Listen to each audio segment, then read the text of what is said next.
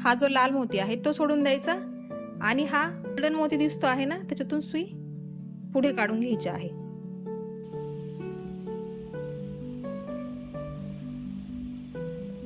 बघा इथे हे एकावर एक हे 3 मोती आपण फिट केलेले आहे. बघा हा जो हिरवा मोती आहे बघ, त्याच्या पुढचा गोल्डन मोती. गोल्डन मोत्यातूनच आपल्याला सुरुवात करायची आहे. आता सेम प्रोसेस रिपीट करायची आहे आपल्याला. आता हा जो ऑरेंज कलरचा मोती आहे तो सोडून द्यायचा. त्याच्या पुढचा हा छोटा गोल्डन मोती, त्याच्यातून सुई पुढे काढायची. बघा हा परत याच्यावरती फिट झालेला आहे मोती. आणि हा लाल मोती सोडून द्यायचा, त्याच्या पुढचा गोल्डन मोती. गोल्डन मोत्यातून सुई पुढे काढायची असते. बघा परत हे एकमेकांवर हे असे तिरपे तिरपे कलर आलेले आहेत.